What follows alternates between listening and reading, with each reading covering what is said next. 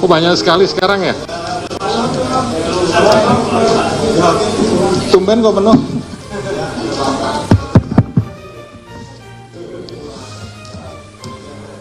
Sudah siap semua? Dari tadi. Dari pagi siapnya ya? Siap. Waduh, Mas Tessa ngerjain. Baik.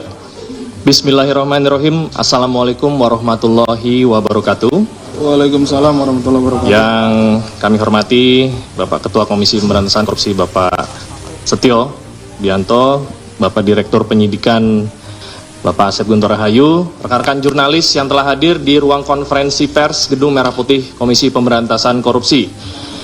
Pada sore hari ini KPK akan menyampaikan rilis pengembangan perkara tindak pidana korupsi memberi hadiah atau janji kepada pegawai negeri atau penyelenggara negara, yaitu Wahyu Setiawan selaku anggota KPU Republik Indonesia periode tahun 2017 sampai dengan tahun 2022 bersama-sama dengan Agustiani Tio F terkait penetapan anggota DPR RI terpilih 2019 sampai dengan 2024 yang dilakukan oleh tersangka Harun Masiku bersama-sama dengan Saiful Bahri. Untuk lebih lengkapnya dan detailnya akan disampaikan oleh Bapak Setio. Waktu dan tempat kami persilakan.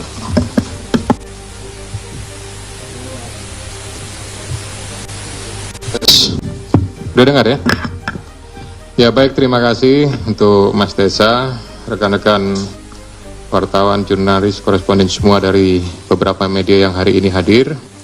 Assalamualaikum warahmatullahi wabarakatuh. Waalaikumsalam warahmatullahi wabarakatuh. Salam, Om Swastiastu, salam sejahtera untuk semuanya, salam sehat.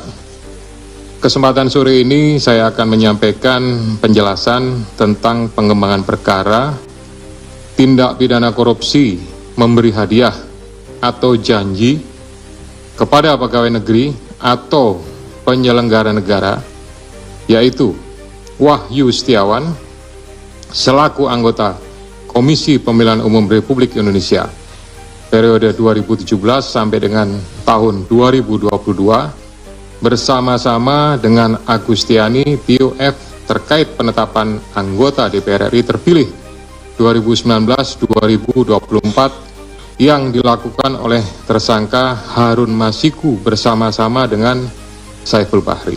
Saya semua rekan-rekan sudah tahu karena merupakan perkara lama. Sebelumnya disampaikan bahwa tanggal 8 Januari 2020 KPK telah menetapkan 4 tersangka, yaitu Harun Masiku, kemudian Saiful Bahri, Wahyu Setiawan, dan Agustiani. 3 dari 4 ini sudah dilakukan proses dan sekarang sementara sedang menjalani. Kemudian pada saat proses penyidikan terhadap perkara HM dan upaya pencarian DPO HM ini dilakukan secara sangat serius, juga dilakukan tidak mengenal waktu, bahkan banyak melakukan koordinasi dengan berbagai pihak, menemukan adanya bukti keterlibatan saudara HK yang bersangkutan selaku Sekjen PDI Perjuangan dan saudara DTI selaku orang kepercayaan saudara HK dalam perkara dimaksud dengan poin-poin penjelasan sebagai berikut. Perbuatan saudara HK bersama-sama dengan saudara HM dan kawan-kawan dalam memberikan suap kepada Wahyu Setiawan dan Agustiani. Yang pertama, HK menempatkan HM pada Dapil 1 Sumsel, padahal HM berasal dari Sulawesi Selatan, tepatnya dari Toraja. Kemudian yang kedua, bahwa dalam proses pemilihan legislatif tahun 2019, ternyata HM hanya mendapatkan suara sebanyak 5.878, sedangkan caleg atas nama Rizky Aprilia mendapatkan suara sebanyak 44.402. Kemudian seharusnya memperoleh suara dari saudara Nasaruddin Kemas, ini almarhum pada saat itu meninggal, ini adalah saudari Rizky Aprilia, ya. Karena aturan seperti itu saat itu. Namun ada upaya-upaya dari saudara HK untuk berusaha memenangkan HM melalui beberapa upaya-upaya. Antara lain, saudara HK mengajukan judicial review kepada Mahkamah Agung, kemudian menandatangani surat yang bernomor 2576 tertanggal 5 Agustus 2019 perihal permohonan pelaksanaan putusan judicial review. Keempat, setelah ada putusan dari MA, KPU tidak mau melaksanakan putusan tersebut. Oleh sebab itu, saudara HK meminta fatwa kepada MA. Selain upaya-upaya tersebut, saudara HK secara paralel mengupayakan agar saudari Rizky mau mengundurkan diri untuk diganti dengan saudara HM. Namun upaya tersebut ditolak oleh saudari Rizky Aprilia. Saudara HK juga pernah memerintahkan Saiful Bahri untuk menemui Rizky Aprilia di Singapura dan meminta mundur. Namun hal tersebut juga ditolak oleh saudari Rizky Aprilia. Bahkan surat undangan pelantikan sebagai anggota DPR RI atas nama Rizky Aprilia ditahan oleh saudara HK dan meminta saudari Rizky untuk mundur setelah pelantikan. Oleh karenanya, upaya-upaya tersebut belum berhasil, maka saudara HK bekerja sama dengan saudara Harun Masiku, kemudian saudara Saiful Bahri dan saudara DTI melakukan upaya penyuapan kepada Wahyu Setiawan dan Agustinus Tio, di mana diketahui Wahyu merupakan kader dari partai yang menjadi komisioner di KPU. Bahkan pada tanggal 31 Agustus 2019, saudara HK menemui Wahyu Setiawan untuk dan meminta memenuhi dua usulan yang diajukan oleh saudara HK, yaitu yang pertama adalah Maria Lestari, Dapil 1 Kalbar, dan Harun Masiku, Dapil 1 Sumsel. Ini yang berhasil hanya untuk yang Kalbar saja. Kemudian dari proses pengembangan penyidikan ditemukan bukti petunjuk bahwa sebagian uang yang digunakan untuk menyuap berasal dari saudara HK. Bahwa dalam proses perencanaan sampai dengan penyerahan uang tersebut, saudara HK mengatur dan mengendalikan saudara Saiful Bahri dan saudara DPI dalam memberikan suap kepada komisioner KPU Wahyu Setiawan. Saudara HK mengatur dan mengendalikan saudara DPI untuk menyusun kajian hukum pelaksanaan putusan MA dan surat permohonan pelaksanaan permohonan fatwa MA kepada KPU. Saudara HK mengatur dan mengendalikan saudara DPI untuk melobi anggota KPU agar dapat menetapkan HM sebagai anggota DPR RI terpilih dari Dapil 1 Sumsel. Saudara HK mengatur dan mengendalikan saudara DTI untuk aktif mengambil dan mengantarkan uang suap untuk diserahkan kepada komisioner KPU melalui Tio. Kemudian saudara HK bersama-sama dengan HM, kemudian Saiful Bahri dan DTI melakukan penyuapan terhadap Wahyu Setiawan. Jumlahnya sama dengan penjelasan pada penanganan kasus sebelumnya. Atas perbuatan saudara HK tersebut, KPK selanjutnya melakukan proses ekspos dan lain-lain dan akhirnya menerbitkan surat perintah penyidikan bernomor Sprindik /153/Dik 0.01/12/2024 tanggal 23 Desember 2024 dengan uraian penyidikan perkara dugaan tindak pidana korupsi yang dilakukan oleh tersangka HK bersama-sama dengan Harun Masiku dan kawan-kawan berupa pemberian sesuatu hadiah atau janji kepada Wahyu Setiawan selaku anggota Komisi Pemilihan Umum Republik Indonesia periode 2017 sampai dengan 2022 bersama-sama dengan Agustiani Tio F terkait penetapan anggota DPR RI terpilih 2019-2024 sebagaimana dimaksud pasal 5 ayat 1 huruf A atau pasal 5 ayat 1 huruf B atau pasal 13 Undang-Undang Nomor 31 Tahun 1999 tentang pemberantasan tindak pidana korupsi sebagaimana telah diubah dengan Undang-Undang Nomor 20 Tahun 2001 tentang perubahan atas Undang-Undang Nomor 31 Tahun 1999 tentang pemberantasan tindak pidana korupsi junto pasal 55 ayat 1 ke 1 KUH pidana. Atas perbuatan saudara Didik tersebut, KPK mengeluarkan surat perintah penyidikan nomor sprindik 154 dik 000112 2024 tanggal 23 Desember 2024 dengan uraian sebagai berikut. Penyidikan perkara dugaan tindak pidana korupsi yang dilakukan oleh tersangka DTI bersama-sama dengan Harun Masiku dan kawan-kawan berupa pemberian sesuatu hadiah atau janji kepada Wahyu Setiawan selaku anggota Komisi Pemilihan Umum bersama-sama dengan Agustiani Tio F terkait penetapan anggota DPR RI terpilih 2019-2024 sebagaimana dimaksud pada pasal 5 ayat 1 huruf A atau pasal 5 ayat 1 huruf B atau pasal 13 Undang-Undang Nomor 31 Tahun 99 tentang pemberantasan tindak pidana korupsi sebagaimana telah dirubah dengan Undang-Undang Nomor 20 Tahun 2001 tentang perubahan atas Undang-Undang Nomor 31 Tahun 99 tentang pemberantasan tindak pidana korupsi junto pasal 55 ayat 1 ke 1 KUH pidana. Selain perbuatan tersebut di atas, saudara HK diketahui dan diduga melakukan perbuatan tindak pidana lain sebagai berikut.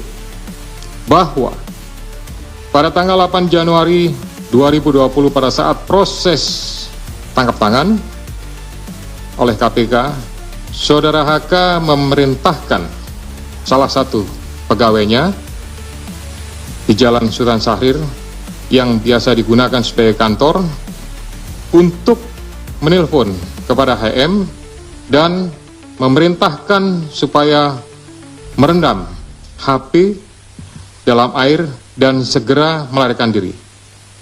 Bahwa pada tanggal 6 Juni 2024, sebelum saudara HK diperiksa sebagai saksi oleh KPK, saudara HK memerintahkan kepada salah satu pegawainya untuk menenggelamkan HP yang dalam penguasaan pegawai tersebut agar tidak ditemukan oleh KPK. Saudara HK mengumpulkan beberapa saksi terkait dengan perkara HM dan mengarahkan memberikan doktrin, memberikan penekanan agar saksi tidak memberikan keterangan yang sebenarnya, tidak melebar, dan tidak memberikan keterangan yang memojokkan kepada yang bersangkutan.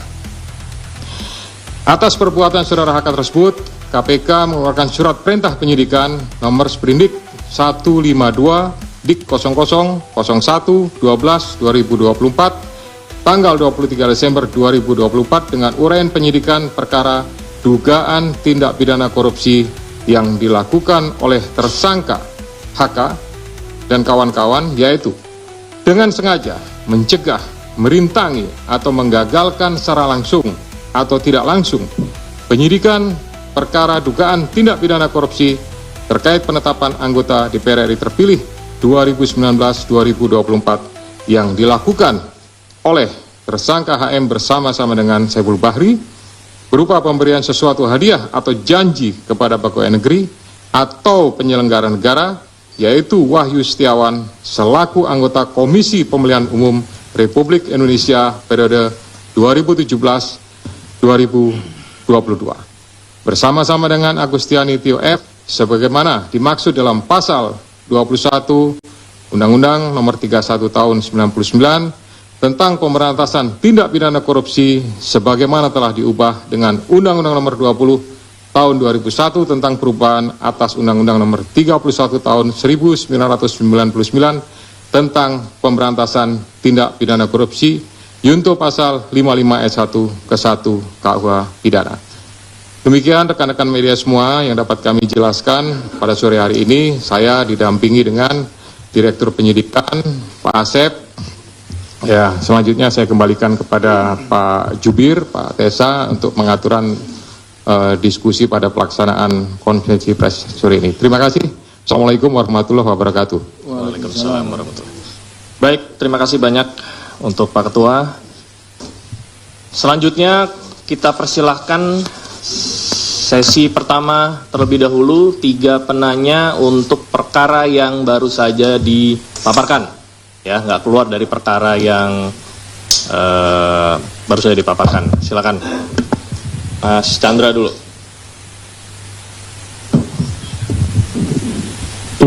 Saya Chandra dari medcom.id, Media Indonesia dan metrotvnews.com. Mau nanya, kenapa baru sekarang Hasto ditetapkan sebagai tersangka? Padahal kalau dari penjelasan Pak Setio tadi jelas banget keterlibatan dia sudah diketahui dari pas OTT. Kenapa baru setelah 5 tahun dia ditetapkan sebagai tersangka?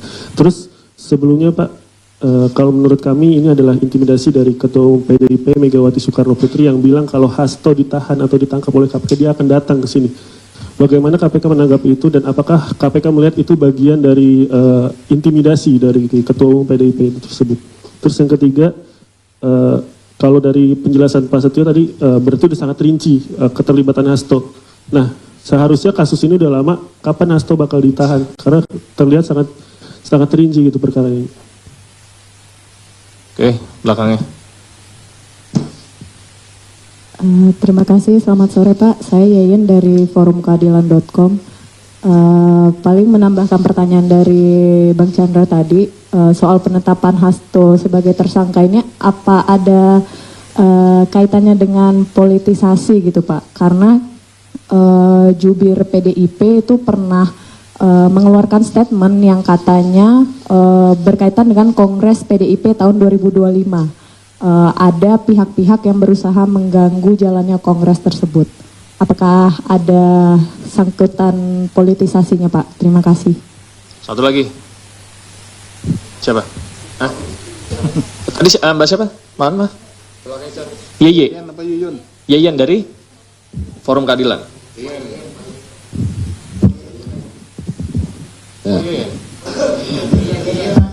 Oke, lanjut. Selamat sore Pak Setio, Pak Asep, Mas Tesa. Perkenalkan saya Rian Pak, CNN Indonesia. Mau bertanya soal pertama, uang suap tadi kan disampaikan sebagian, itu totalnya berapa dari Pak HK itu? Yang kedua, ini kan dalam jangka waktu yang lama dan ada apa ya namanya, drama-dramatisasi lah pelarian Harun yang balik ke Indonesia, Singapura. Apakah akan menjerat juga dari pihak kementerian lah Pak? Karena waktu itu kan kader PDIP juga dalam OJ, Obstruction of Justice.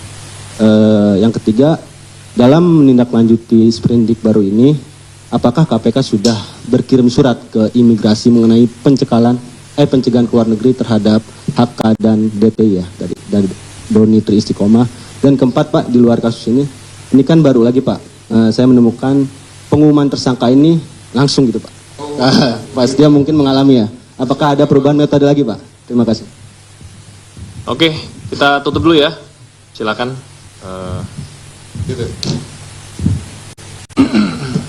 Ya baik. Pertama, kenapa baru sekarang? Ya. Jadi kalau rekan-rekan melihat, gitu, kasus ini kan sejak 2019 sudah ditangani. Gitu. Tapi kemudian baru sekarang.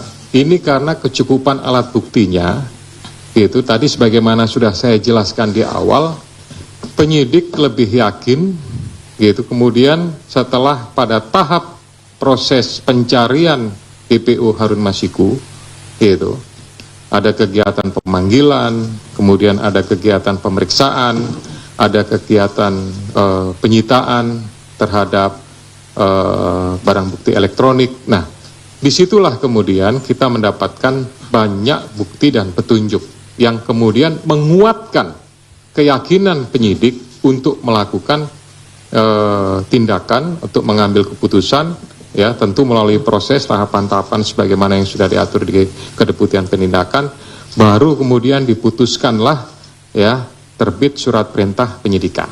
gitu. Jadi sebetulnya alasan pertimbangan itu. Kemudian sampaikan masalah intimidasi, ya kami murni melakukan proses penegakan hukum saja, gitu ya. Saya yakin Kedeputian Penindakan sudah melakukan ini, dan ini juga menurut saya bagian daripada isi dari memori serah terima yang kami terima dari pejabat lama. Jadi sebenarnya kami juga tinggal melanjutkan sajalah, kira-kira seperti itu. Terakhir tadi Mas Janet sampaikan penjelasan sudah sangat rinci, kemudian kapan ditahan, tentu itu nanti Pak Asep yang akan menentukan. Pimpinan juga tidak punya kewenangan untuk melakukan intervensi kepada penyidik, karena penyidik adalah independen, gitu. Silahkan nanti Pak Asep kalau mau tambahkan terkait masalah kapan ditahan, tapi pastinya ya kita melakukan proses itu sesuai dengan ketentuan yang ada.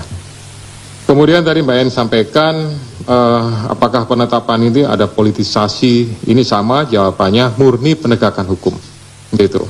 Kemudian di Kongres ada pihak-pihak yang akan mengganggu. Selama ini ya kami pimpinan sama sekali tidak ada informasi, masukan dan lain-lain terkait masalah Kongres apa segala macam. Kami hanya mendengarkan proses ekspos dan jalannya ekspos. Alhamdulillah, puji syukur kepada Tuhan, dihadiri oleh semua pimpinan lengkap, termasuk dari kedeputian yang lain, ya. Jadi posisinya artinya kedeputian di penindakan, tapi dari direktoratnya lengkap, gitu, ya. Sehingga menurut saya keputusannya diambil secara bulat, dan itulah yang menjadi sprindik tersebut. Kemudian uang suap sebagian dari HK, ya. Itu dari hasil yang sudah kami dapatkan saat ini, tapi itu nanti akan menjadi bagian inti daripada materi pemeriksaan yang akan dilakukan oleh para penyidik. Kita akan lakukan, saya mengingatkan kepada para penyidik untuk melakukan proses penyidikan secara profesional. Kemudian Kan dijerat di Kementerian ya, yang akan dijerat ya itu saya kira nanti Pak Asep lah akan secara teknis. Kemudian tadi yang terakhir ini konvensi pers ini dilakukan, biasa kan dulu-dulu zaman saya masih di sini itu kan dilakukan pada saat bersamaan dengan penahanan. Kira-kira seperti itu ya.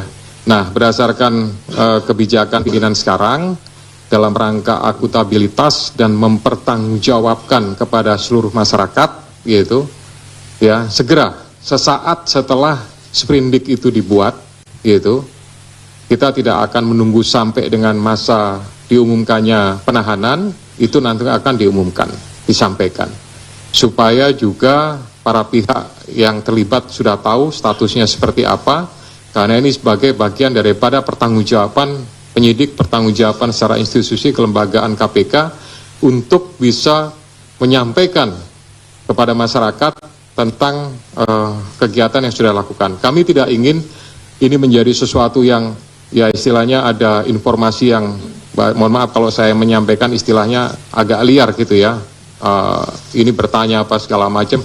Lebih baik nanti sesaat setelah, nah sesaat setelah itu kan bisa 1 hari, 2 hari atau mungkin 1 minggu, itu nanti tentu dari Kedeputian Penindakan yang akan menyarankan kepada juru bicara untuk pengaturan kapan dilaksanakannya. Tapi prinsipnya itu bagian daripada akuntabilitas KPK kepada masyarakat.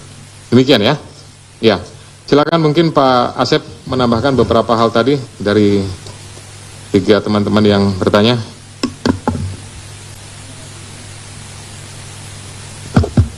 Terima kasih Bapak Ketua. Yang saya hormati Pak Ketua, Pak Jubir dan rekan-rekan sekalian yang berbahagia, para jurnalis. Izin menambahkan apa yang telah disampaikan oleh Pak Ketua tadi, yang terkait dengan kapan Saudara HK akan ditahan. Jadi rekan-rekan sekalian, bahwa sprindik yang kami terbitkan pada tanggal 23 jangan-jangan Harun Masiku memegang sejumlah kunci kasus-kasus lain yang juga melibatkan elit PDIP. Terus untungnya apa buat PDIP ketika Harun Masiku menjadi anggota DPR? Terus yang terakhir terkait dengan pemeriksaan selanjutnya, apakah KPK akan memanggil para pihak terkait hingga sekelas elit, termasuk Ketua Umum PDIP terkait kasus ini? Terima kasih. Oke, dari mana? Itu. Yang pakai topik.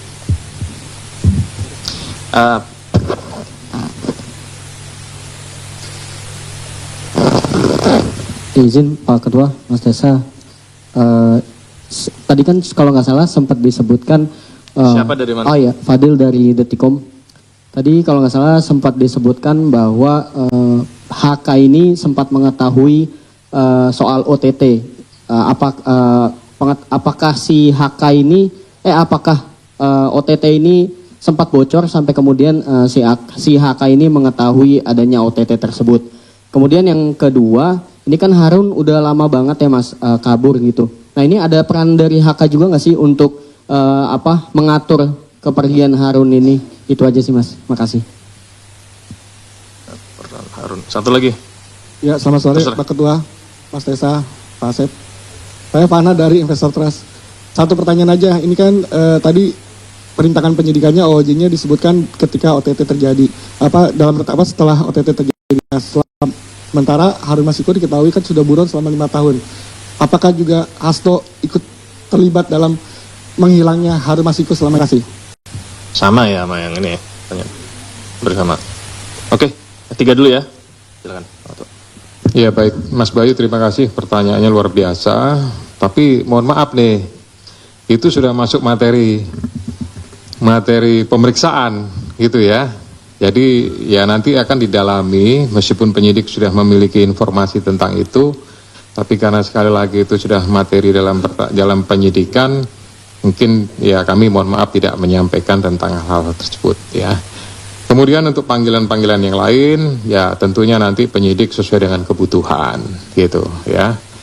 Tidak memaksakan, tapi juga tidak menghantarkan, pastinya mana yang dibutuhkan, itulah yang akan dilakukan pemeriksaan-pemeriksaan. Kemudian tadi masalah UTT apa segala macam, karena prosesnya harus flashback lagi kepada kegiatan di 2019 ya. Nanti semuanya akan kita coba telusuri kembali gitu, hal-hal apa yang berkaitan, apakah ada informasi ataukah ini mungkin dugaan-dugaan atau mungkin mereka hanya dapat selentingan saja. Nah ini kan mungkin dari pihak sana menyampaikan seperti itu, tapi ya nanti mungkin yang bersangkutan sendiri seperti apa, kira-kira begitu ya. Kemudian sama tadi pertanyaannya gitu, nanti mungkin Pak Dir lah silakan untuk memberikan secara teknis jawabannya.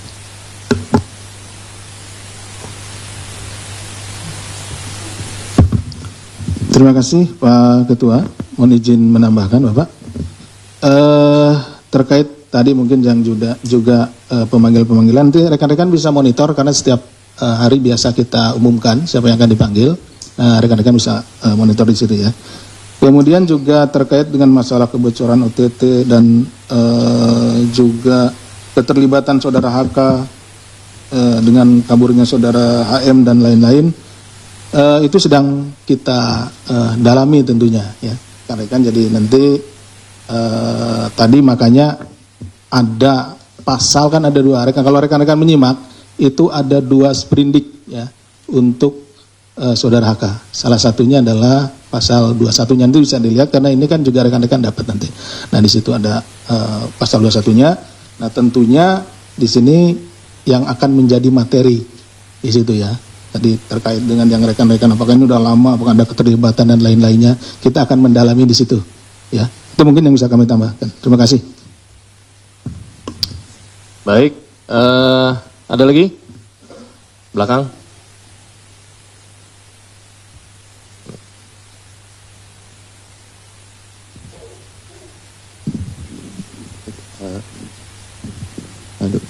Selamat sore Mas Desa, Pak Ketua, Pak Asep.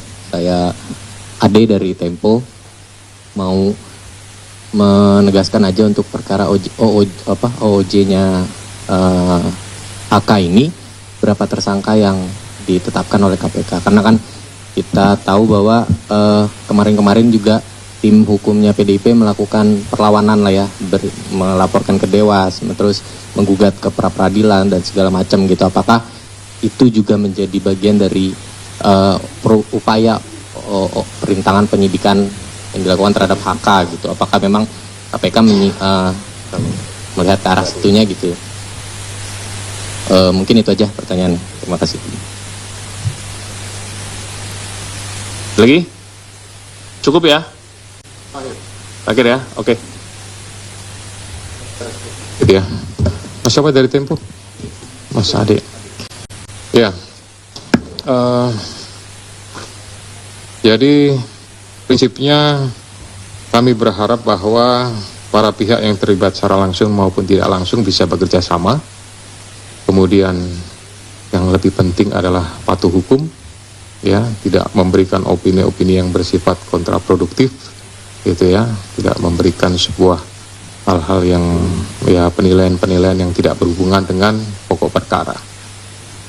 Ya, para pihak tentunya memiliki hak, ya, sesuai dengan pasal-pasal yang diatur dalam KUHP. Kalau memang itu silahkan digunakan, tapi prinsipnya segala sesuatunya kami melaksanakan proses penegakan hukum, ya, secara murni, secara profesional. Kira-kira seperti itu, ya. Ya, Pak Asep mau tambahan? Silakan. Mohon izin menambahkan Pak Ketua, Mas Ade, jadi di pasal obstruction of justice (OJ) yang dimaksudkan, Ya, itu tersangka tadi. siap disampaikan. Jadi pertama tentu kita akan fokus dulu kepada apa yang perbuatan-perbuatannya yang ada dulu. Nanti perkembangannya pasti akan kita sampaikan ya Mas Ade. Jadi seperti apa?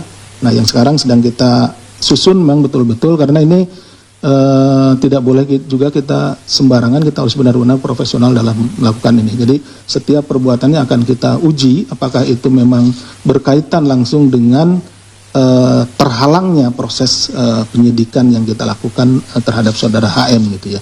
Jadi nanti ditunggu saja ya. Oke, Mas Ade.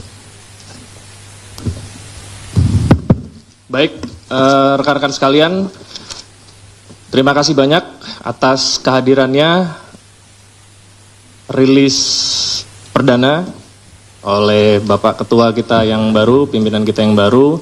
Kedepan tentunya kita akan sampaikan rilis-rilis lagi, baik itu penetapan tersangka maupun hal-hal lain ya, termasuk pencekalan. Untuk itu sesi ini kami tutup. Wabillahi taufiq wal hidayah. Wassalamualaikum warahmatullahi wabarakatuh. Assalamualaikum warahmatullahi wabarakatuh.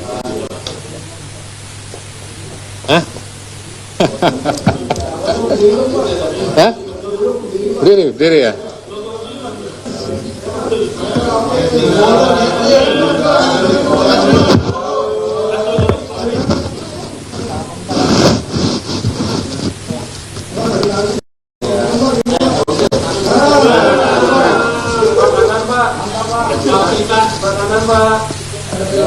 Ya. Oke. Baik, terima kasih. Oke, makasih ya teman-teman ya. Terima kasih. Semuanya terima kasih. Ya. Yang Natalan selamat Natal. Selamat tahun baru. Mudah-mudahan tahun 2025 lebih sehat semuanya.